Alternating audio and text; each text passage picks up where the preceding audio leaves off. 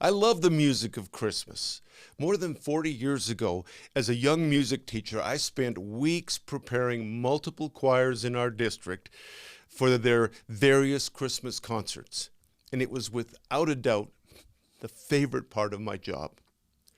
Over these next few days, I want to take a look at the nativity, that night when heaven and earth kissed. I want to look at it through the lens of some of my favorite carols. For many of us, in a few days, we'll attend a Christmas Eve service.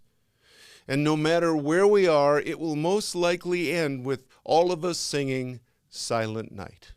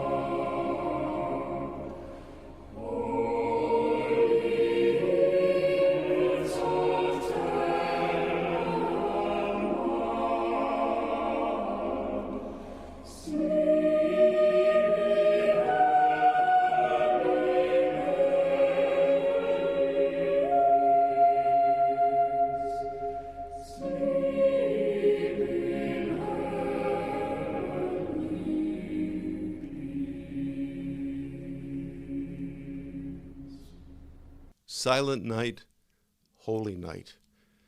Year after year, this is the most beloved carol of all. I think it's because it touches something deep inside all of us. Instinctively, we understand there's something sacred about silence. It's almost otherworldly. Silence connects us with what is both outside and beyond us. Now, more than any other time of the year, the Christmas season reflects the paradox of our lives.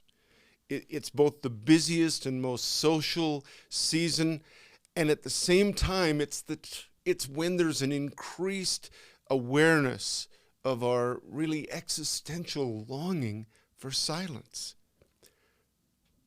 Why is that? I think it's because silence is the environment that God uses to speak His word to us.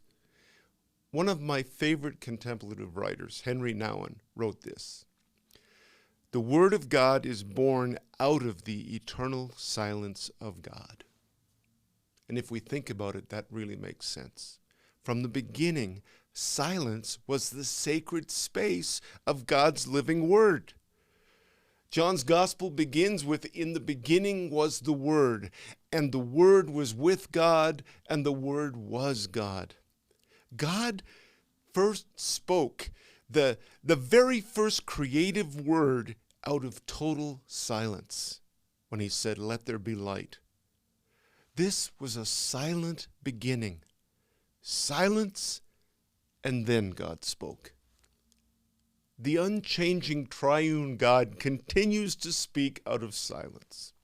I was reading this week again out of 1 Kings, Elijah's encounter at the mountain. And here he is at the mouth of the cave, and this is what happened. Now there was a great wind, so strong that it was splitting mountains and breaking rocks in pieces before the Lord. But the Lord was not in the wind. And after the wind, an earthquake. But the Lord was not in the earthquake. And after the earthquake, a fire. But the Lord was not in the fire. And after the fire, a sound of sheer silence. I love the way that is expressed. God then spoke to Elijah from this place of silence. Elijah needed to get beyond the noise of the wind and the earthquake and the fire in order to hear the voice of God.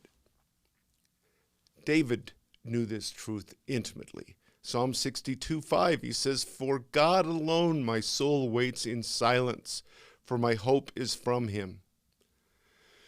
You know, I've always believed that immediately following Jesus' death on the cross, after the words of the centurion, "Surely this was the Son of God," I believe there was a profound silence that settled on the scene.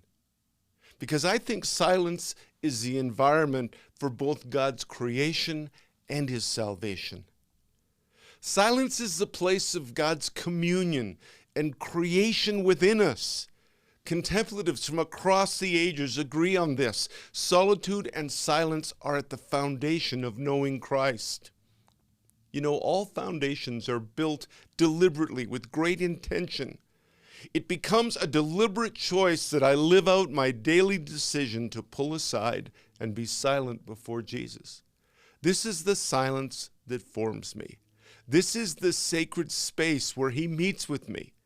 This is the place of invitation where he says, "Be still and know that I am God." There is an interior side to silence that even in the midst of the many distractions, especially those that we face at this busy time of year, in the midst of those, there's a silence that can create for us a prayer room that we take with us wherever we go. From the solitary place into the activity of our lives. So today, in the midst of so much stimulation, let the words of our favorite carols, the nativity scenes that decorate our homes and the shops around us, all that they point to, let them remind us once again of the sacredness of silence. O little town of Bethlehem, the silent stars go by.